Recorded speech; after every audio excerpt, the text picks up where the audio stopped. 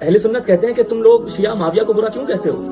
معاویہ تو وہ عظیم شخص ہیں کہ جن کے ہاتھوں پر خود امام حسن نے بیعت کی تھی۔ پہلی بات تو یہ ہے کہ حق کبھی باطل کی بیعت نہیں کرتا، اور تھوڑا سا پڑھ لکھ لیجئے،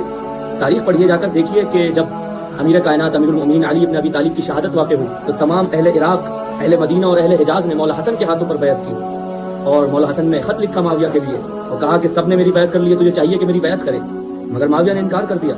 حکومت کا لالچ تھا، خلیفہ دوم حضرت عمر نے اسے اپنے زمانے میں شام کا گورنر بنایا تھا، لیکن جب امام علی خلافت پر آئے، امام علی نے اپنی خلافت کے زمانے میں اسے گورنری سے ہٹانا چاہا لیکن یہ نہیں ہٹا، اسی لیے جنگ صفین ہوئی۔ امام علی کے بعد مولا حسن نے اسے بیعت کا مطالبہ کیا، اس نے بیعت نہیں کی۔ تو کہتے ہیں کہ امام نے صلح کر لی تھی اس سے،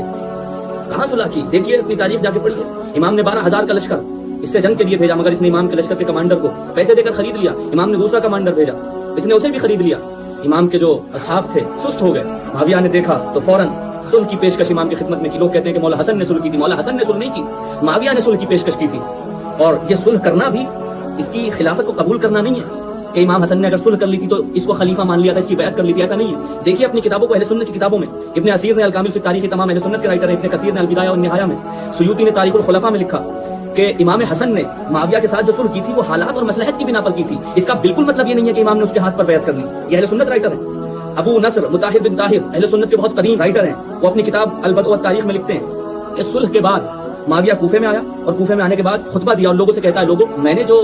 شرطیں قبول کی ہیں صلح میں، ان میں سے کسی ایک شرط پر عمل نہیں کروں گا، اور حسن کی تمام شرطوں کو اپنے پیروں تلے رکھتا ہوں۔ اور ابن کثیر نے البدایہ والنہایہ میں لکھا